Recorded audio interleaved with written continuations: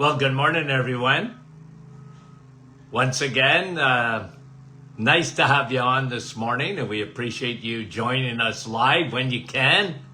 And we appreciate our audience like you wouldn't believe.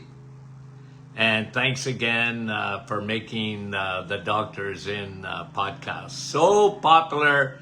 As you get your notifications this morning, I am going to say hello to a few folks. Not that I can see the scroll. I can't anymore, but I went in yesterday and I tried to make a list of people that I haven't said hello to yet. And we're going to do that. And let me just see. Okay, because I've got a list over here that...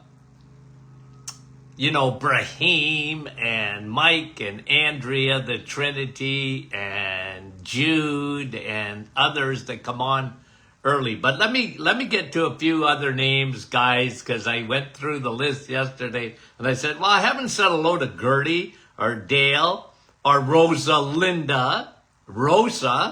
Lynn, Bonnie, Yvonne, Sandy, Carol from West Virginia, Veronica, Cindy, Dave, Joanne, Kim, Wendy, Brenda, Deb, Nicole, not only Nick from our staff, but Nicole, Thea, Frances Marie, I don't think I've said that. I know Fran is on with us, Carol, Janice, Daphne, Cheryl, Marianne, Wanda, Lori, Patricia, April, Dan, Norma, Lise. Okay? Those are names that I know I missed. Okay? And of course, we say hello all to the rest of you guys too. Yolande and Georgie and Deb and Milika, Madeleine, Kevin. Kevin's out.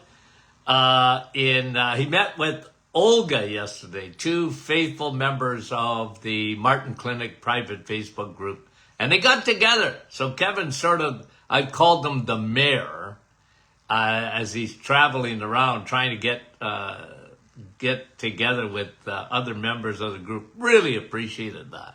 Okay. So if anybody else that I missed, put your name up there. And we're going to do that. Let's call this news behind the news, okay? So you guys know that. I like to look at health news, see if there's anything new out there that we can sort of pontificate on. Here's one out of China. This is a Chinese study. And they looked at this over a long period of time. And here's the headline. Vegetarians don't age well. Vegetarians don't age well. And guys, our overriding principle here, overarching principle. I'm big into whole foods. I really am. So, I don't believe anybody gets fat or unhealthy because they're eating fruit. No. And vegetables? No. Okay? You want to have vegetables? You're not getting unhealthy, generally, from that. It's when you put them at the top of the food chain and you neglect the eggs, meat, and cheese. That's when you're in trouble. Because you're just not getting the nutrients that you need. That doesn't mean you drop dead immediately. But if you're going to be a vegetarian, then this happened yesterday, so I might as well talk about it. Okay? Former patients. And their daughter, okay, because of carbon footprint. That's what they told me. Their daughter, because of carbon, she's worried about her carbon footprint. Okay? And you can see me getting a migraine, can't you? The migraine started. So when I heard that, their daughter, because of worried about her carbon footprint, no longer is eating animal products. Now that gave me a migraine on the spot. I lose my breath sometimes. It's so shocking that people would be so influenced by stupidity.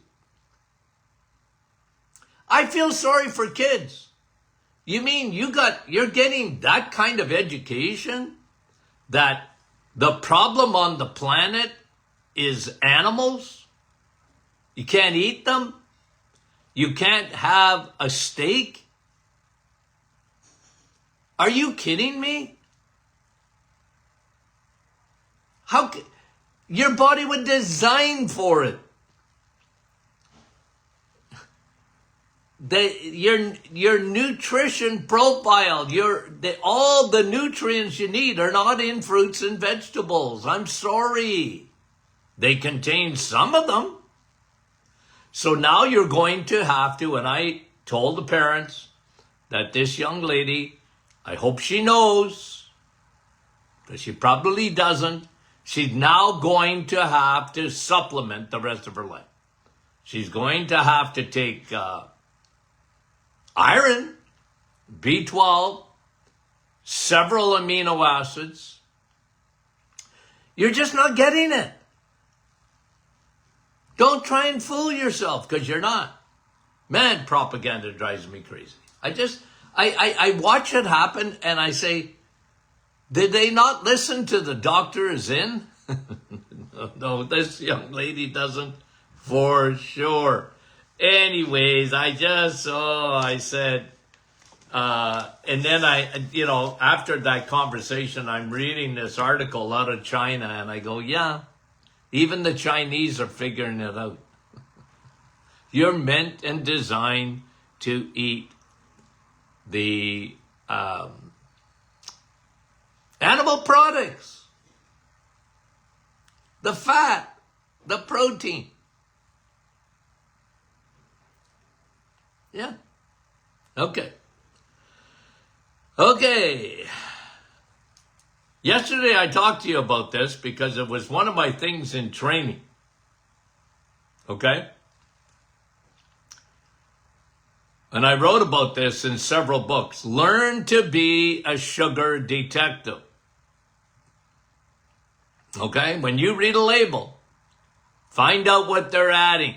And the worst thing they do is add high fructose corn syrup, couched in, 90-something different names?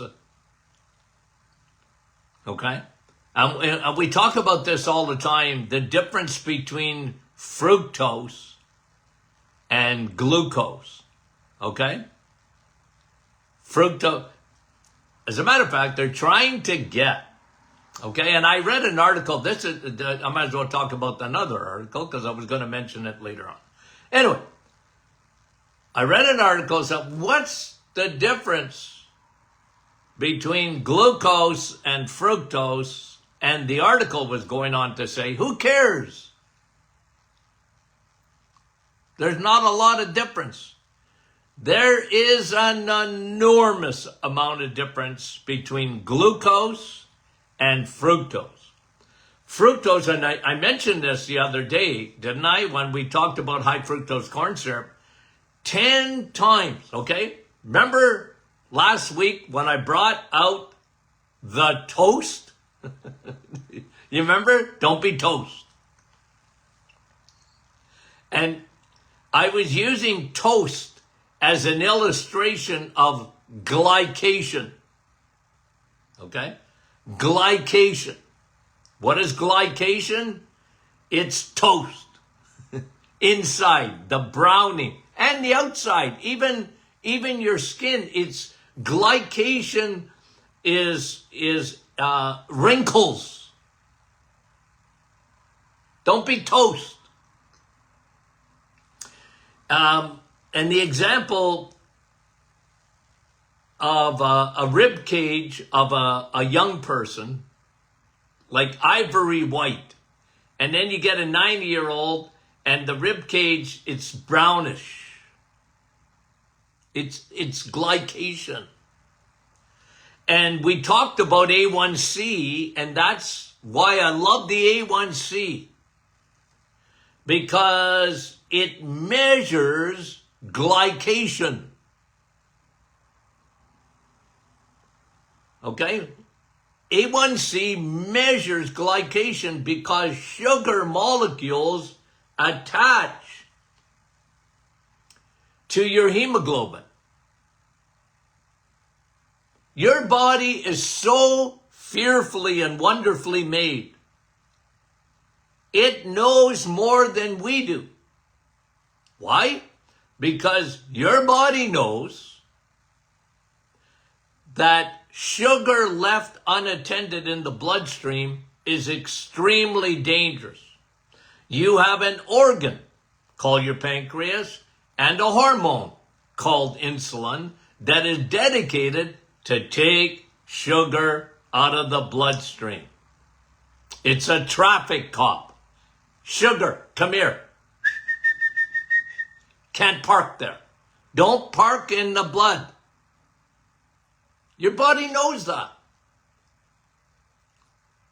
And we like, oh, sugar in moderation is good for you. You need it. No, you don't need it. Insulin says to sugar, come here. Now, okay, here's a problem. When we switched sugars, we went from glucose to fructose.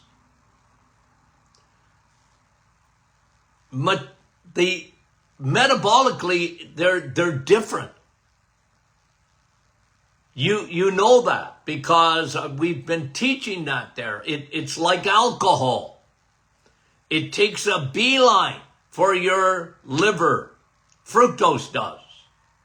Bears, remember we used the illustration of a bear. We have bears in Northern Ontario here. Okay? We had so many one year coming out in Sudbury. My sister said they're buying condos. Like, there was so many of them. But they come out, and right now, in my hometown, it's blueberry season. Well, the bears love blueberries. They'll eat up to, I didn't know this years ago, but I've known it for quite a while, that bears will eat up to 30,000 blueberries a day. What? Yeah, you know why? They're getting ready for hibernation. They're getting ready. They're going to get really fat. Okay? You have a few blueberries, you'll never get fat. Okay? I love blueberries.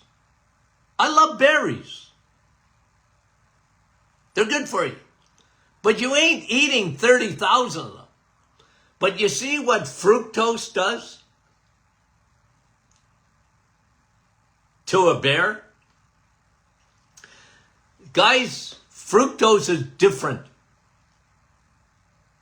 And when you eat a fruit, or you eat a blueberry, or you eat a raspberry, or a strawberry, or whatever, there's no problem with that. Because you're eating it. It's when you drink it. Fructose. And that's what Pepsi did. And that's what Coke did. And that's what Mountain Dew did. And that's what they all did. They switched from sugar to fructose. High fructose corn syrup. And one thing, excuse me, one thing we know, not only does it pack, you see, because when you're using fructose, we talked about this, fructose packs that liver up like nobody's business. Okay? Fructose packs the liver up like nobody's business. So, you want to really, really read labels. And just assume, when you go in the middle aisles of your grocery store, or you look at any soda or whatever, they switched the sugars. They went from fructose to, they went from glucose to fructose. Big problem. Fructose, as we talked about earlier, on an earlier program, fructose drives oxidation, aging. Fructose drives glycation. That's why I love A1C. When someone's A1C is going up, okay? So if your A1C is up over 5.4, you're on the Titanic of metabolic syndrome. You're starting. You're on the Titanic. It looks nice. Oh, the Titanic. Yeah. Except that it's floating in dangerous waters. Okay? That's why I love A1C. Because it measures glycation, and fructose glycates 10 times more than normal sugar. Not that normal sugar is good for you, because it ain't. But fructose. Okay? And guys, again, you know that. I separate eating of fruit. You can have an apple. An apple a day doesn't keep the doctor away. Steak a day keeps the doctor away. Okay? But you can have an apple. You want to eat an apple? Eat it. Don't drink it.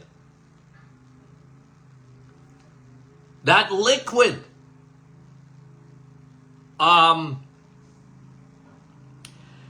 is really bad.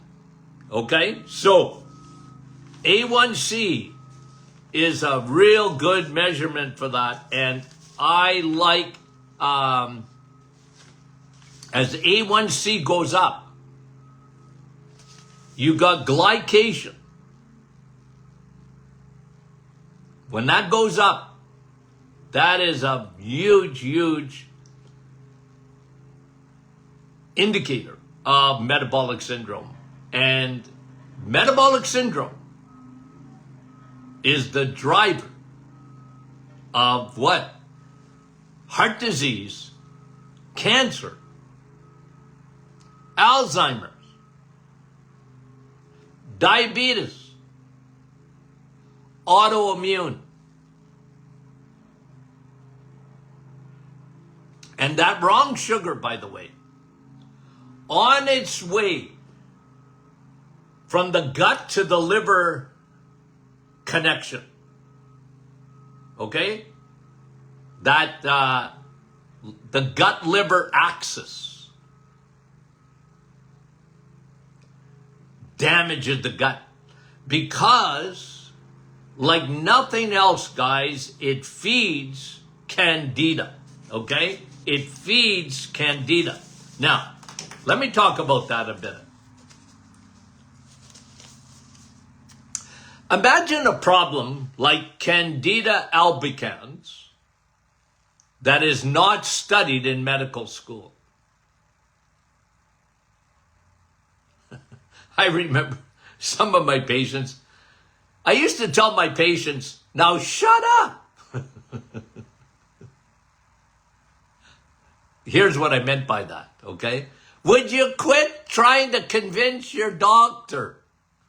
Because they used to go to their doctors and they said, Dr. Martin said, don't do that. I used to tell them, would you shut up? You're just waving a red flag in front of their faces. Dr. Martin said, listen, I was busy. Of course, I had a radio show, right? And people, they had to go straighten out their doctors. I didn't want them to do that, okay? I wanted to straighten you out, but I wasn't aiming at physicians. Because they don't listen, Linda. They're not trained. Imagine going to medical school, all the years they go to medical school, and they don't learn about yeast. They don't even learn about the microbiome. When I used to talk about probiotics, let's go back 30 years. Doctors thought, they always thought this, that Dr. Martin was a quack, okay? They said that. I'm a quack, okay? I remember talking to a physician one time, and I said, I'm not out to convince you. You're not? I said, no, you don't listen. If I tell you something, are you going to listen? No. Well, then why, you think I'm wasting my breath on that? I said, I educate. I'm an educator. I educate my patients in my office. I teach them. I teach them Nutrition 101. I teach them about leaky gut. Leaky gut. Okay, go back 2020. Well, even today. Do you think they study leaky gut in medical school? That's why they don't even talk about candida. They don't even, if candida slapped a physician in the face, they wouldn't even see it. What? What are you talking about? Right? They don't know anything about leaky gut. They don't know anything about the Trojan horse. And I'll tell you something. There's nothing that feeds Candida albicans like high fructose corn syrup on its way to the liver, like alcohol. On its way to the liver, it feeds the bad guys. It feeds the invading army of candida, yeast, fungus. Oh, if you got fungus in your bloodstream, tell Dr. Martin, go back there and tell Dr. Martin he's crazier than a hoot owl. Because if you got fungus in your blood, well, it would kill you. Yeah, well, they're right. It'll kill you, but it's a slow death. It ain't fast. It's slow. And Candida albicans carries about 180 toxins. It's slowly poisoning our system. But I'm going to tell you something about Candida. Okay? And the biggest way, by the way, you get it, it's induced by medicine. What? Why? Everybody has a little bit of Candida. Did you know that? Yeah, a little bit. They're like a friendly neighbor. They're not bothering you, right? But one, how does it overtake? How does the Trojan horse come into your body? Antibiotics are the number one reason. And women would know this because they'll take an antibiotic for a bladder infection, and then, more often than not, they get a yeast infection. How did that happen? Well, you wiped out all the good guys and you introduced the Third Army, Candida albicans. But people don't realize it's not just women that get a yeast infection. Men get it, and they don't even know they have it. 90% of things that end up on your skin, from a dermatitis to psoriasis to eczema, you know what it is? It's fungal. It's candida. It's leaky gut, leaky skin. Yeast can get into your joints. Yeast can get into your lungs. Yeast can get into your sinuses. Yeast can get into your brain. Yeast can overtake your gut and give you SIBO, which we know is really SIFO, small intestinal fungal overgrowth. It's a fungus. It's a yeast. And you take an antibiotic, because, I'll give you an example. SIBO. You know what they give you? An antibiotic. Because they said, well, it's bacterial. No, it's a Band-Aid. You know what? I feel a little bit better. Then it comes back with a vengeance. Why? Because the fungus grows. The candida spreads and it takes over. I'll tell you, millions and millions of people got yeast, sinuses, yeast in the brain, yeast in their bladder, and they get recurring infection. And it's a bacteria.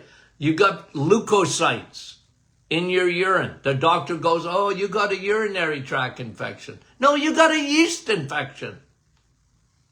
Yeah, the E. coli might be sitting there. It might be.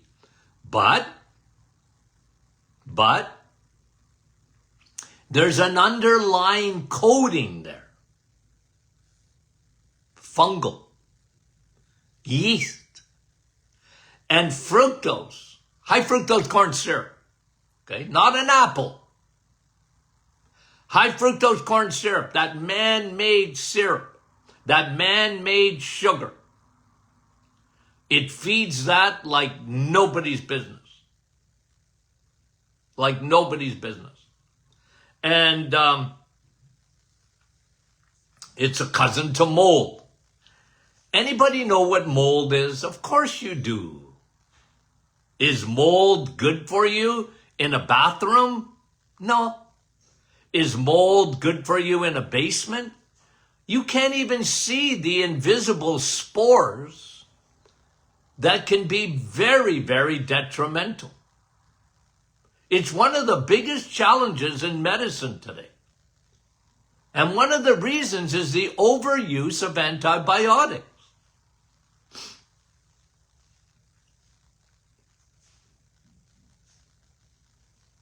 Yeah. So, anywho, how did I get on this topic?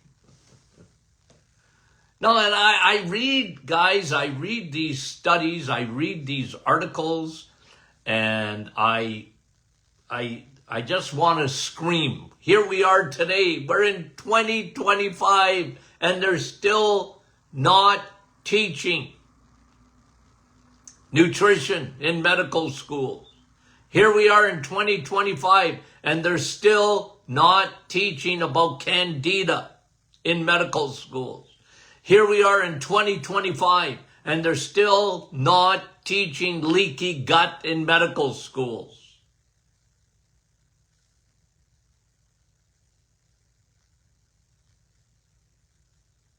They're just starting. And don't hold your breath to realize, you know what? Probiotics are not a bad thing. Probiotics have become mainstream. Guys, I've been talking about this for 40 years. 40. Probiotics. More. It's becoming mainstream. You hear it all the time, right? And they still don't learn about it in medical school. Ooh. Anyway. Okay, guys, we got a great week. If I didn't say hello to you today, would you let me know?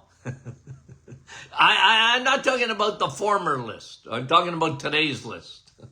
If I've still missed you between the two lists, put your name up there and say, hey, Doc, you missed me. And I didn't mean to. I want to say hello. Okay, guys, you guys are great. You got so much patience with me. I appreciate it. We love you dearly and sincerely, and we'll talk to you soon.